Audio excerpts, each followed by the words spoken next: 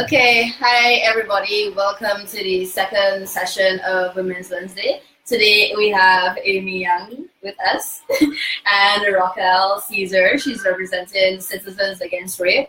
And today we will be talking about rape, consent, and everything in between.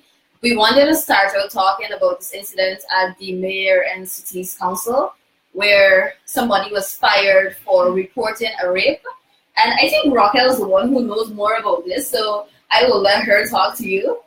Yes, I think the situation happened, from what I understood, there was a situation in August where a teen, a 15-year-old, and we know the age of consent is 16, and was taken into the city hall, city council, I should say, for some misdemeanor.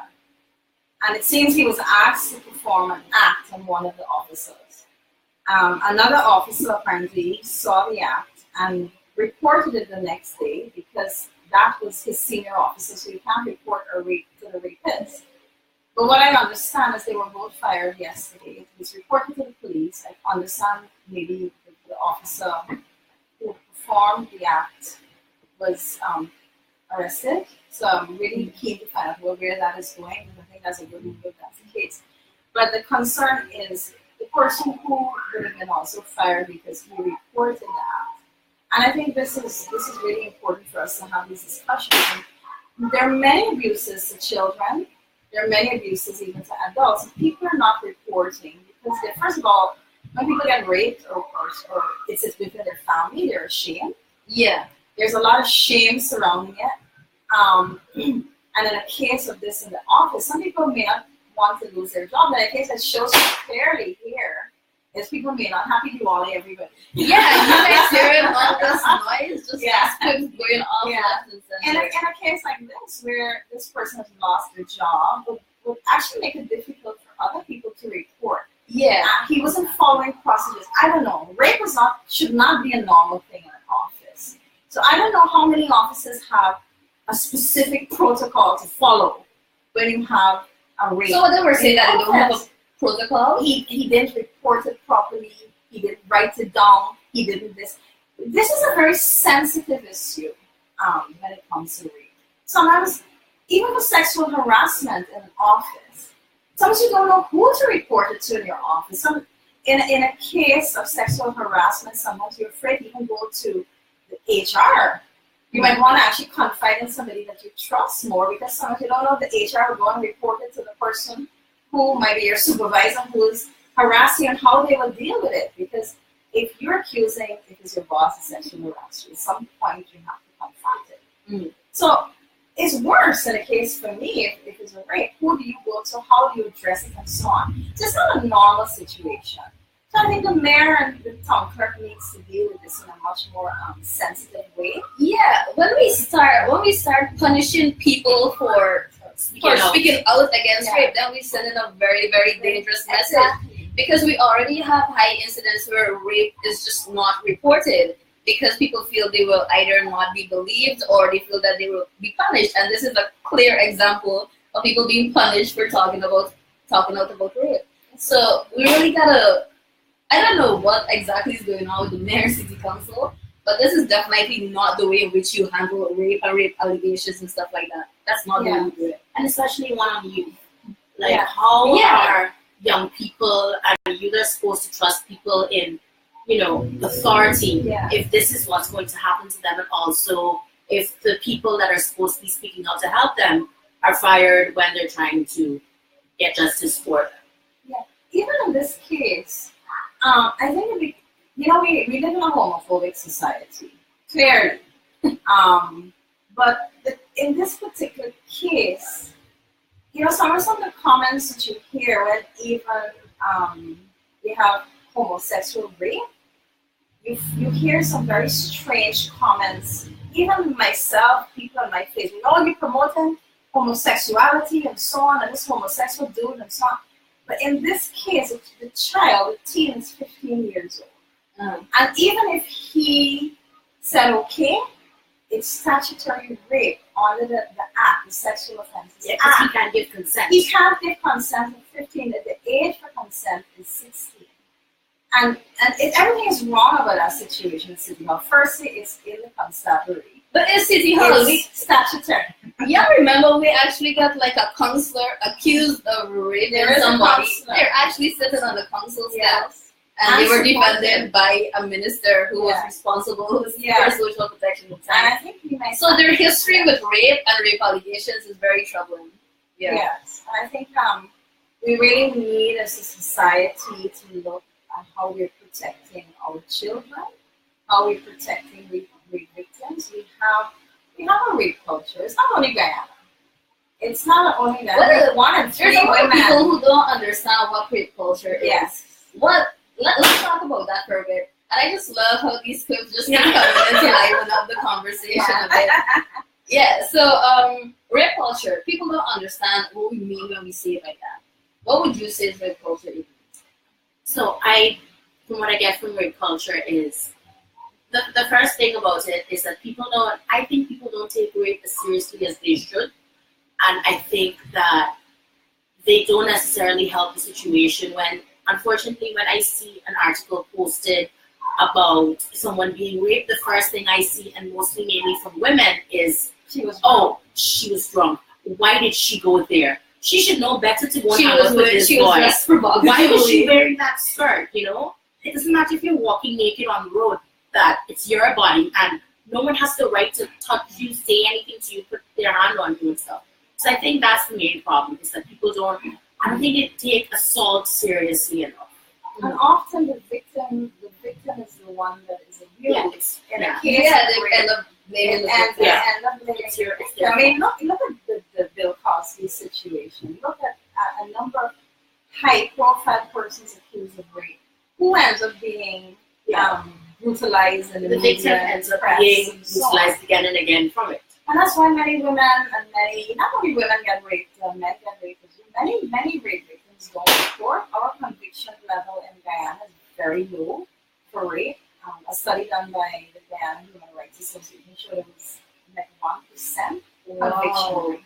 If you have a 1% conviction rate, you probably don't even want to go to court. Because a woman or a man or a child who is raped, when you go to court, the defense team rips you apart. So you're raped again in court. Also, some activist groups are actually trying to lobby for systems to be put in place that maybe the victim don't need to go to court, that there's a defense. Why should she have to, or they find some way that he or she is not further brutalized? It's a very traumatic thing to happen to anybody who's gone through that. Yeah, and another one of the issues we have when it comes to rape, particularly when minors are involved, is that a lot of times the parents are the one, or the guardians would be the ones who would kind of help to cover it up. They might take money or something, or they might not want the shame. I know, there's this concept of shame. You were raped, but yet you were the one who's making to feel it's shame. Like it's about their shame instead of their child's shame or their friend's shame. I'm like, how does that be? I think in the case of the Berkeley situation, this guy, he was a serial rapist. And in one case, one family was paid off. But, I mean, many people have chastised that community, but I look at it from a different point of view.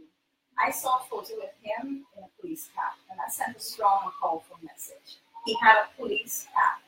He was friends with one or more of the police in charge, so he was protected. So these kids that would have been raped would have been afraid to come forward because he was already would have been a cover-up. You report to the police station, they would dump those records, and you are exposed in this community to him. I'm probably really fine, especially if it's a young male. People in the community would laugh at you. They would say, well, maybe you look at, maybe you lie. A lot of people, when they get abused, especially or raped by somebody who is prominent and well known as a society, people don't believe them. Right? The whole rape kit situation, we might not have evidence, So there are a lot of issues that we need to resolve as a society with regards to rape.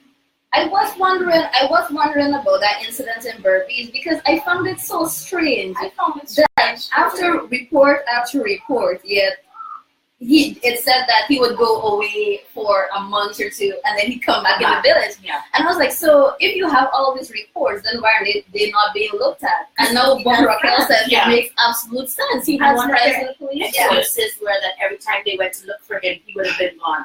So when you thought that he you stopped looking for him, like it stopped being an issue. And then he appeared a month after. And it took a month to forget somebody. I have a very observant for that case. When that young man disappeared, and I think they found a bicycle, it was a confession. Who went to look for the body? Think about it. What I read in the newspapers, it was the villagers. My view was, I was curious, why wasn't it the police immediately going to look for a body? But it was the villagers that got together after they found the bike and so on, from the reports in the newspapers. And then they reported, the police probably came in after. But my view was, but immediately you found the bike, you had a confession. You should have been out there looking for a body, rather than it being on the onus of the family, the friends, and so on.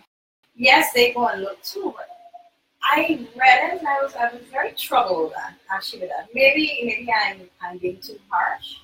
No, it is very troubling because like when you think about just like the gross inefficiency of the police force in general, but particularly in Burmese for that one for this instance, it is really very disturbing, and they have some serious work to do about that. I can't understand it. Yeah, there are many things. There are many things that need to address, and many activist groups have given a long list of areas that are needed, not only for rape and sexual abuse, but also for domestic violence. And one of the things I think they have in Brazil, they have these special units that women or rape victims and domestic violence victims can go and report within the police. The police are specially trained and so on. And in that case, you probably have more reports. You have police that are trained to deal with you and not have to go to the station and hear any snide remarks from any police. I know some police are trained, and some police do react well and are very supportive. I know that. But it's not the case for all. But to deal with rape and domestic actually needs it's a very sensitive situation. You need counseling, you need all of those kinds of psychological training and so forth. So Alistair just asked us a question. He said he's basically agreeing with everything we say, but he wants to know, like, how would we exactly deal with the form of corruption where persons are being paid off for rape? Like, what systems could be? That's a really tough question to just throw out to us just like that. That's a tough question because that has to be dealt with from a high level. Exactly. I don't think money the people can do anything like that. Yeah, but I don't agree with also people can do. Yeah. Because I do believe there's power in civil society. Yes, And we have to keep lobbying. We have to keep lobbying for all of these rules, all these laws to work. We have to lobby for things like this, these special units to be set up in the thing. We have to lobby for the judicial system. And I think we have to keep working on the awareness, and we have to work with our kids. We have to teach our kids what is consent, what is not consent. Oh my God, yes, please what talk is to your children. Space? Yeah. What's your safe space? Some people don't talk to their kids about where people who can touch, where not to touch, where not to, nobody's supposed to, for me, nobody's supposed to kiss my daughter. I know some parents kiss their kids, that's fine. But I never kissed my daughter on her lips because I didn't want her to think anybody else could. Yeah.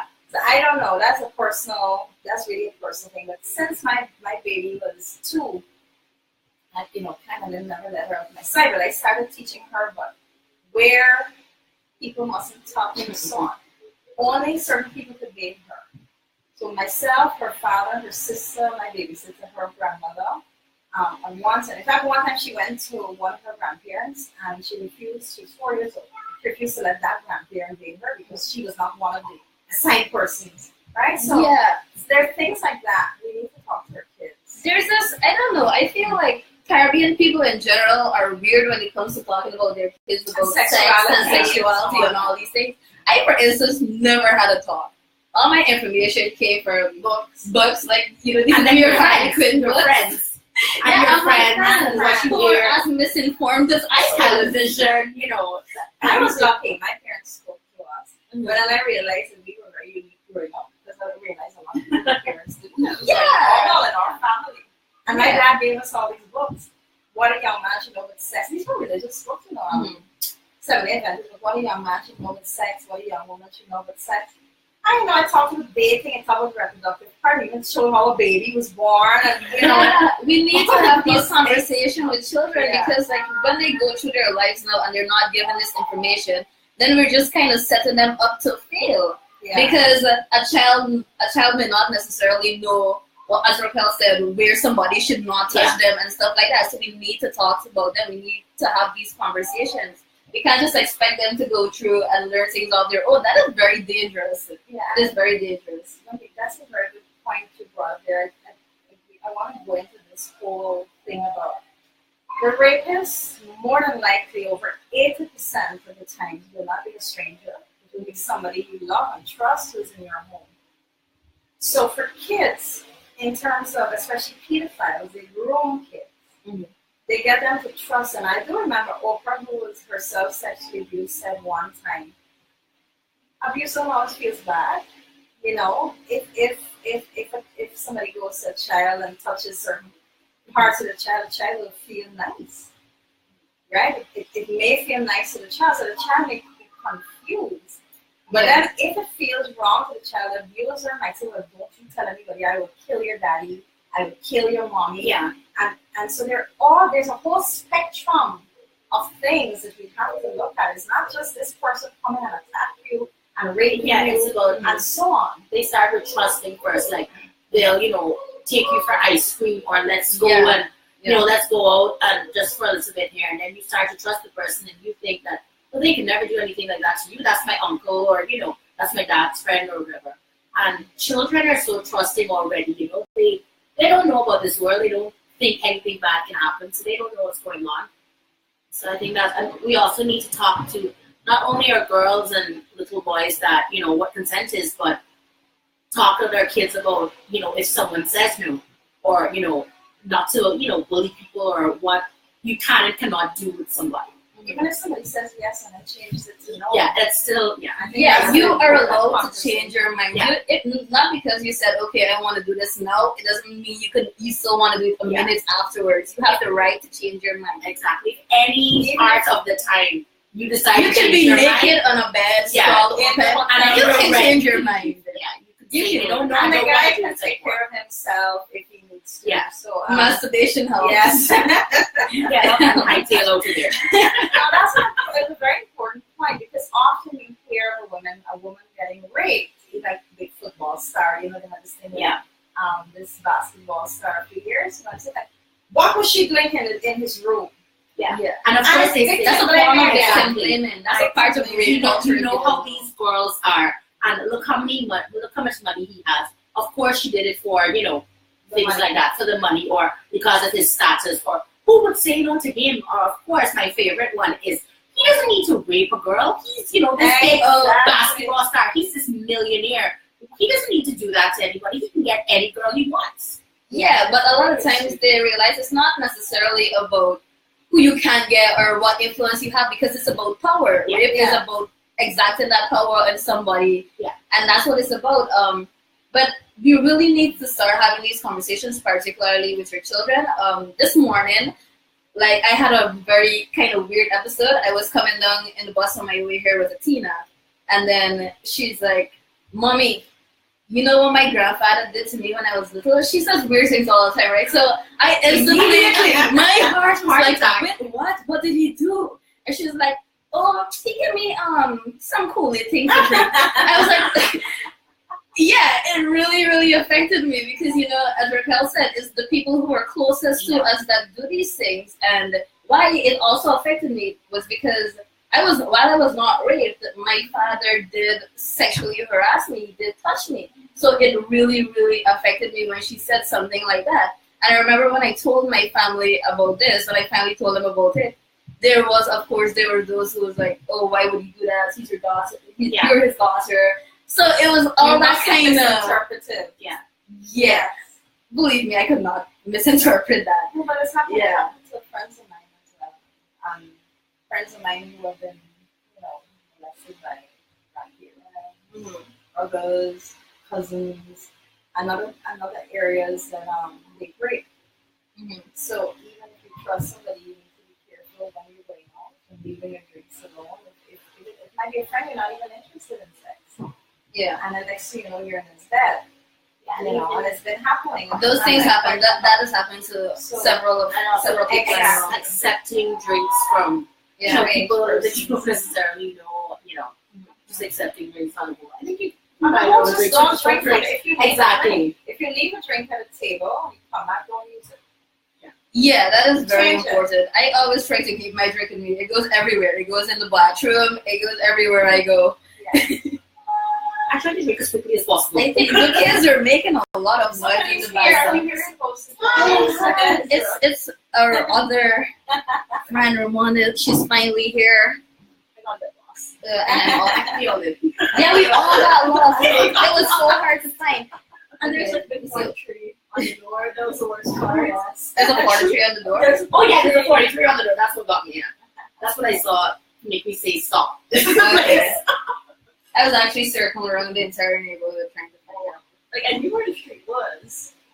Okay, trying to find it. We're live. So we're live, guys. Sorry, y'all had to hear about all our bad directions. So that happened.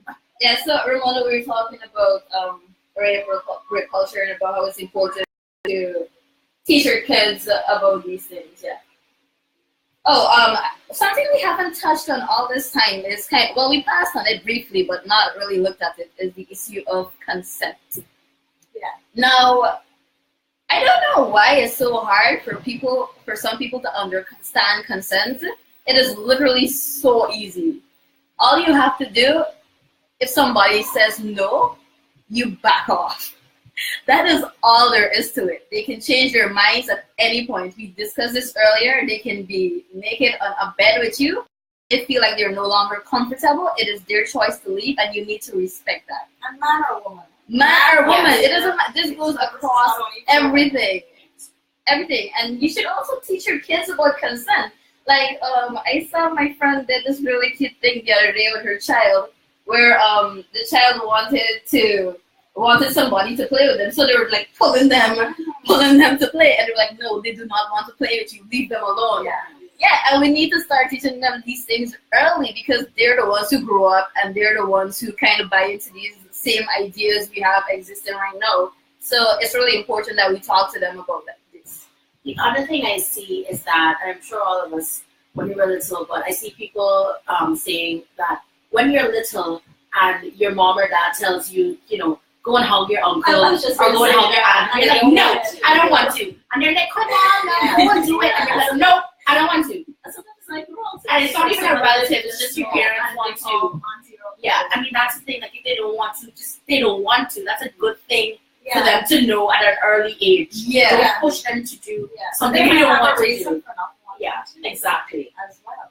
Look, children are very intuitive, okay? Yeah. I know some kids more intuitive than me, right? They know if they don't want to do something. They know if, sometimes in an uncomfortable situation. Just leave them alone sometimes. What about the issue of consent when somebody's drunk? I think maybe we should talk about that. Oh, yeah. This is very, very important. Okay, this is always like a very touchy thing, because you don't exactly know how to gauge it. But for me, I feel like when there's alcohol involved, it will automatically kind of mess with your impulse system, right? And your judgment. Yeah. So when you see somebody is drunk, the best option is to not. Particularly if this is somebody you're now getting to know, and if you've not had like sexual relations with them, then it's very important for you to just leave them alone when they're drunk. Make sure they're safe.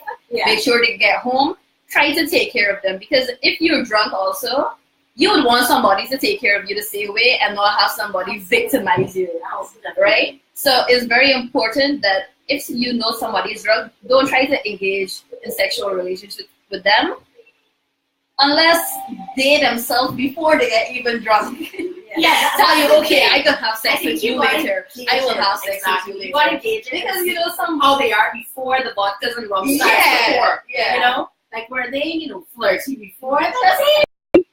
It's I can agree to something.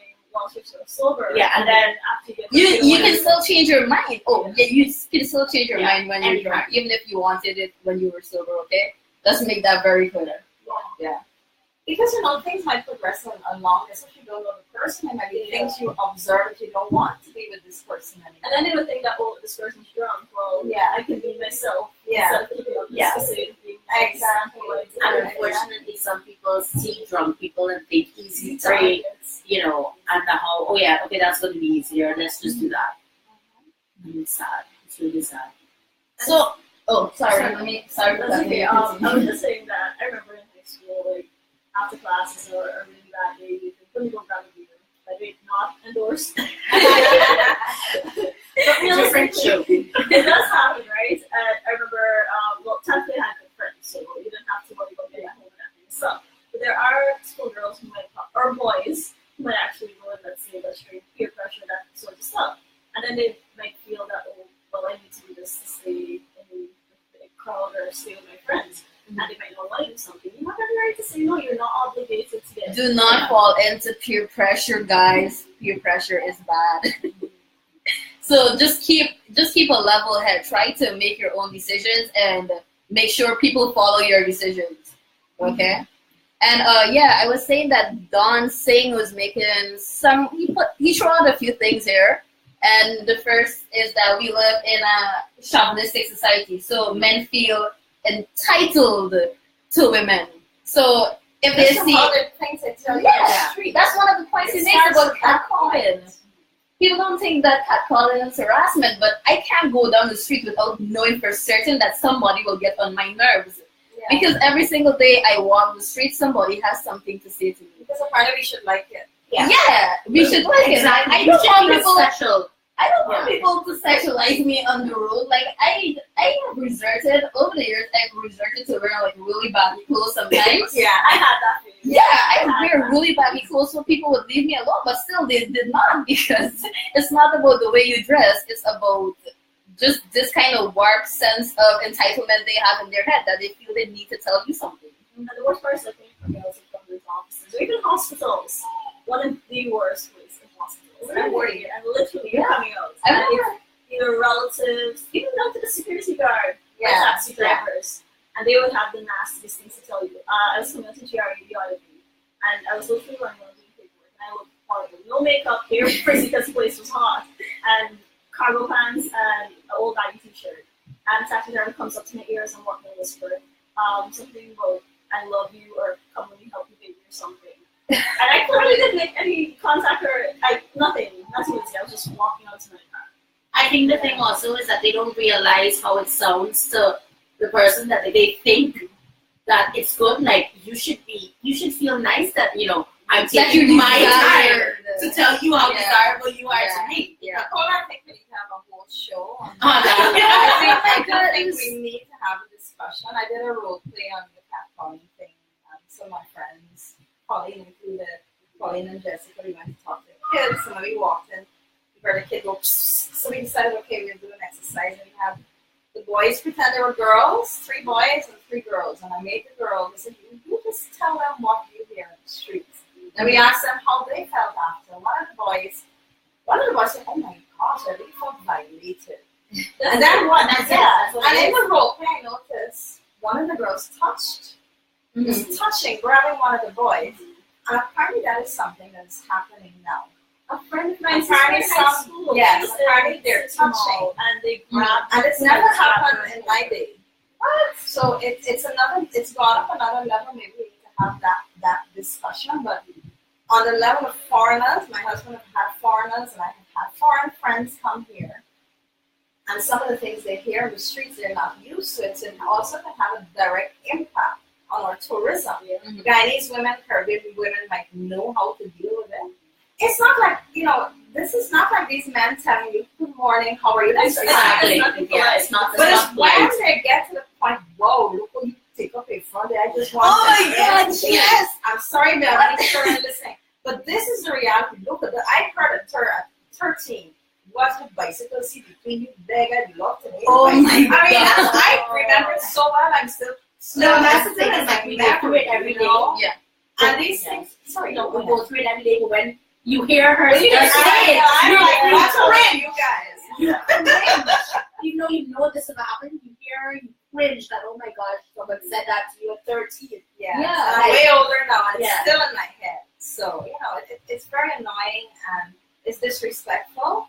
And I think we need to have that conversation with our children about respecting self first. Yeah. It has to start with self, respecting others, respecting women, respecting old people, respecting, and I think that will filter up to many other things. And it goes back to rape. As you said, rape is about control. Rape is a weapon of war. In many war-torn countries, many women and men are raped. Men are raped as a weapon of war. So I think even when we're having this discussion about rape, we have to teach our children. We have to work with our kids because that's where it's starting from. That's the thing, it starts very young, and one of the things I'm now discovering as an adult that I really took advantage is that men understand what we go through. Like having it in that conversation about family planning, periods, and that kind of stuff, they don't know anything. If they barely know anything, it's like what's on TV or what's in commercials. Exactly. They can't relate on that. I think the only thing that they associate with PMS is that we get moody. That's it. Like, everything. I am always moody. As soon as we, act like mad, they're like, are you on your period? That's the only thing they know. Period equals moody. That's it. Maybe this is the light bulb moment, is that we tend to teach our boys one thing and our girls one thing. So we have to have a conversation with them that is holistic about girls, about what boys go through, and to boys what girls go through. So because we teach children differently, we expect adults to grow up and have good relationships, right? Mm-hmm. And there's a big disconnect there between how we raise boys and how we raise girls. A lot of it has to do that is very true. Or taboo beliefs again, like, well, he's a boy, he's in the head of the home. Especially with Indian people, I can tell you this now. I'm sorry if anyone takes it the wrong way. But honestly, growing up, my male cousins they were thrust with more responsibility, didn't have to do housework, that kind of stuff, and the girls were more socialized. So they were given a lot more. Yes, But what as teenagers actually what we learned is that you want to study and you want to look abroad, you don't want to take care of yourself. You want to feed yourself. Even right here, because I was on my own for university, my male cousin's on his own. Right. You take care of yourself. You don't have to leave the country. Even just to move for a job, you have to take care of yourself. And parents don't start at a very young age. You have to learn to take care of yourself. So I think we have to attack this whole problem about abuse from the roots. You have to look at the root cause. Sometimes we tend to treat symptoms. When an issue arises, we jump, we talk, we carry on. Yes, very reactive. Very reactive. But it has to be a holistic approach. And it's not just about sexual abuse, it's about domestic violence. A lot of wives. All of these things are interconnected. I was actually going to say that. People don't understand boyfriends to exactly. And partners for people don't understand that that's rape also because they think if you're married to the person, if you're with the person, it's automatic consent. Yeah. Like you've consented for the next 50 years of your relationship. You can never say no. No. I know that you consent to everything. Actually exactly. You're saying I'm comfortable with this. Whenever they want it, they can get it. That's what they think. And it's not with or without protection, contraceptives, all those things. It's a lot of issues we have to deal with. And not just maybe be reactive. Maybe this whole situation that happened with the little boy Leonard in Berbice, I hope it wakes up a consciousness in us, and not just for 2 months. But there's another article with a girl that's 12 and the boy's 2, and they were actually taken to the hospital because they were attacked. I saw that. Exactly, that was the worst thing. That the mother, and she was being abused for the girl. Yeah, and the thing is that they allowed it because the article said that the mother didn't want it anymore, so she said, "Do it to my daughter." Oh my God. And it wasn't just one person. It was the stepfather, I think. And apparently for the little boy, it was his grandmother's boyfriend abusing him. And then when they realized the child had to go to the hospital, he ran, he fled. And that's all I say. Didn't see that if anyone was looking into it or if, they were, they're always investigating. There's nothing else Like what Nothing happens after after the Well, investigation. there was a point of positivity yesterday where a young man was sentenced to life for raping a 3-year-old. So that at least that's one conviction that we got. So I hope that, you know, the cases such as like that are going to be dealt with severely. But it's not just affirmative action. What happens to the survivors? Exactly. Is there counseling? Is there medical treatment? How are they going to cope if they contact an STD or an STI? Is there treatment for them? Will they have access to Imagine Because one thing we have to remember is that violence is kind of cyclical. So a lot of times the offenders we have, they would have gone through some form of abuse in their childhood. Yeah. So that's the only way they know how to react now. Yeah, so it's very, very important for us to offer counseling and offer advice to persons who have gone through with this, because they might end up being an offender themselves. I just one of the things for me, a guy randomly walked up to me on the street and got me lunch. I was in high school.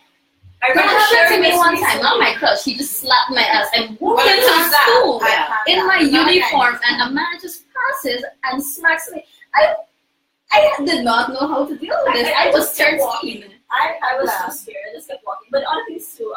We're afraid of because I do a lot of shopping, and there's a police station in there around Swan Road all the time. And I remember some guy kept calling me very loudly. I just lost it. I screamed, "Leave me the hell alone!"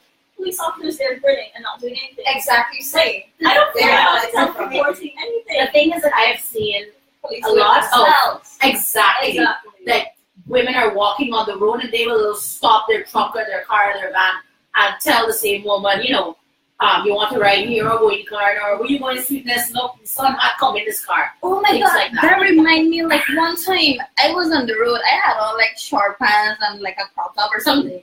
It was revealing, and then a man just came up in a car and was like, "How much you going for?" Oh my. And this is something I remember all the time, because it talks a lot about the way in which we see women and how we value them in society. And it comes back to this issue about like when women are raped and we automatically ask, what was she wearing? Yeah. This is really a culture. Or why was she there at that time? Why was she Exactly. there? So I wonder, like when you see incidences where this like a 3-year-old was raped, a 2-year, what do you say then? Yes. How do you blame this child for what Or happened even to the them? grandmother. Oh, yeah. Because there was a There's series several incidents of grandmothers being tied up and left Yeah. So we really need to analyze the way in which we view certain things, and it takes nothing out of us to believe victims. The response I see a lot of times when rape stories happen is that a lot of persons talk about maybe the victim was lying. Firstly, do you know how low the incidence of people lying about rape is? Nobody wants to talk about traumatic events just for the sake of it. Nobody feels like they will ruin somebody's life just for the sake of it. It takes nothing out of us to believe victims, because statistically speaking, they're not lying.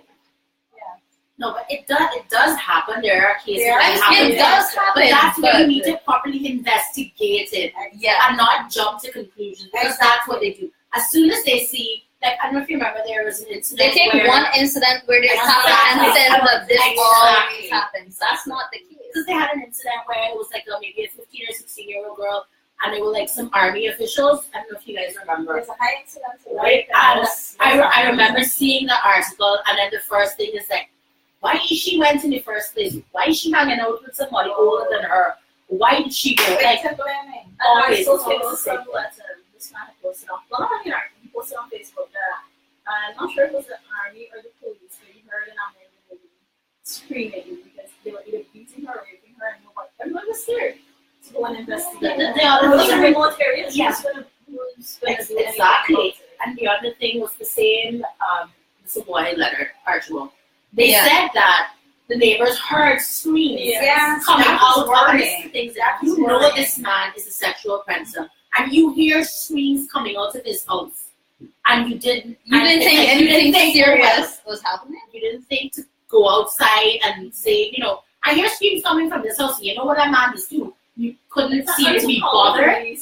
You can see it talks a lot about this culture we have and how we grew up in a society. Because when you grow up, you hear things like this. You hear women I have actually seen a woman being beaten through the streets by her husband when I was younger. This is something I saw. Yeah. So nobody was watch. They stand there and they watch. They stand in their houses and they watch. Yeah. I think one of the worst ones was when I worked in the hospital when victims would come in. I'm not sure if you remember this lady from the West Coast. They had a spate event that happened. Her husband cut off her arm. Yes, and Natasha. Yeah. I remember Natasha. I remember looking at her having to fracture after surgery to make sure that they did the amputation and stuff. And she had this dead look in her eyes, and the first thing went to my mind, has anybody spoken to her? Has she been counseled? And not just her other victims that you see, like you don't remember the names, but you see them and they're like bloodied and beaten up and everything. And you're just wondering, is there somebody helping them through this process? Yeah. Is there guidance? Is there counseling? Is there anything on the hospital and now that they report anybody to help them on top? Because I mean, one of the worst things is to go to a police station with a bunch of chauvinistic police officers. Exactly. I mean, violated. Worse than if you were a man or a boy that have been raped. Yeah. Or a man that have been beaten by your wife. There's an article right You now can't go about to the police right station. in Georgetown where the city council is investigating. That's Yeah, we we spoke spoke about it. Yeah. And And they fired even the person who reported it. We understand that the police has been, the guy has been arrested. It is good that he's been arrested, but we need to stop punishing people for reporting rape. That is not the way we deal with this, guys. If we're serious about breaking this silence that it has around rape, then we need to stop punishing people for reporting it. And we need to deal with it properly. But I'm looking forward to seeing how the city council deals with this situation. We'll be looking at them very, very strongly because already I think that young man who was fired, I don't know if there was something else. The paper reported something about a video yesterday, so I don't know if the video has shown something else, but I think we really need to send the message that when you're reporting an incident, it's also safe to do so. Yes. If you send a message it's not safe, people will no one will come out and talk. This is why people don't get involved. When they hear screams, they're not getting involved because they get involved. They themselves might get beat, but the justice system doesn't support Exactly. it. Then they will have to go to court. The court is a long, drawn out and then system. So all of those things, I think. And then if the attacker feels that, well, you know what, I don't want this to go on, I can start attacking people, the witnesses, that kind of stuff. Exactly. And that is something that actually happens. And we never have like police protection for these people. Like when they bring charges, they never really look at the person trying to protect them from that. Yeah. So that's really something. Many levels. Actually, going back to what you said, videos. That's the other thing. The other thing, videos. Persons might consent to actually making a video together, but then the other person, when they're in love, share this to somebody else, or even like you said. That's the other thing. That's another part of consent, because some men think that, oh, because this person did this with a video with a consenting partner, then they will do it with anyone. And when they break up, they leak it. Yeah. So that's another thing I think, under the whole realm of respecting and learning to respect. They have a right to privacy. Not because somebody shared it with you means you have a right to disseminate it widely. They have a right to privacy even though they did it with you. Yeah. That's a very serious issue, I think, is happening with quite a lot, especially young women. But even a young police that he committed suicide the other day because of some video or photo that he was kissing. Yes. Another maybe a male or something. Again, the society we live in a very judgmental society and very homophobic society. And another thing I see a lot being linked in terms of homophobia is pedophilia. Oh my God! People make me so angry. So angry. We have to clear up this ignorance. It's so ignorant that we're making this link and condemning a whole group of already disenfranchised people. Yes, rapists come in all forms and shells and all colors. They could be heterosexual, homosexual. They could be black, white, pink, blue, green. Right? So we have to stop making this link that all homosexuals are automatically pedophiles. Something I saw a woman on Facebook. I would have that person around my child. That was who, Nicole? That's Nicole? No, that's Nicole. No, let's go there. But no, there was somebody else. And I told them, I told them that I said, you know what? I have gay friends. I have married gay friends, and my child was around them all the time. And my child wasn't done. My child was 10 years old at the time, and my child doesn't see them being different. So how are you saying you're the one that are actually poisoning your children's minds? If you're saying you don't want, my child doesn't see a difference. He sees a person, and people should be free to choose who they're not about. But and as I said, rapists come in all shapes, forms, and they could be homosexual or heterosexual. But there are more heterosexual rapists. That is actually very true. Rapists. When you see there are more heterosexuals in the world. Yeah. Yeah. And then when they try to equate pedophilia with homosexuality, it's so stupid because like most of the cases that come offenses, there are they are. Yeah. So no, guys, it's not right. We have to. There are many issues that we do need to look at. I think we have to grow. We need to understand also where some people may be coming from as well. Sometimes we ourselves, when we're really offended by bigotry, we also need to take a step back and ask, why are people saying this? Why are they saying this? And maybe try to have a conversation rather than fighting and arguing. Because people come from different backgrounds, different religions, and so on. And a lot of the homophobic stuff actually comes from religion, especially Christianity.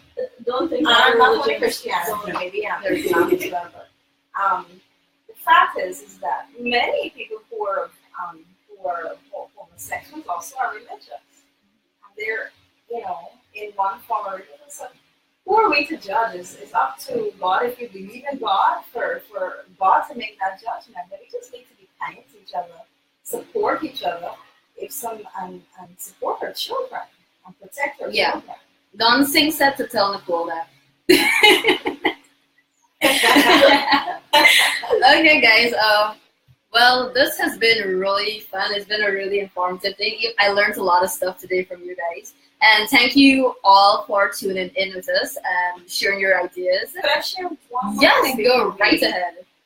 This is very important. In fact, I got it from my friend Nicole as well, because she's an advocate also for protecting. I know. Down girl. May have this. Down girl. Okay. I have all sorts of people in my life. Obviously. But I learned this from her, and because she works with this thing. There's something called PEP. I can't remember what the acronym is for, but it's for people who have been raped and are concerned. There's some prophylactic you can take, but you have to take it within 72 hours. I don't know if you may know it, to prevent you from getting a sexually transmitted disease or HIV/AIDS. I think it's a very important thing for many rape victims to know, because often most rape victims do not actually report the rapes. They don't feel that they should report rapes because of the system that we live in. So that whole PEP thing is something very important for us to know as well. And these are the young ones that we have to protect. I think those calls need to be more enforced at all health facilities. Yeah. So you don't have to fight all the way from Asia to Georgetown just to test it and report a rape. You should be able to report it. Yes, of course.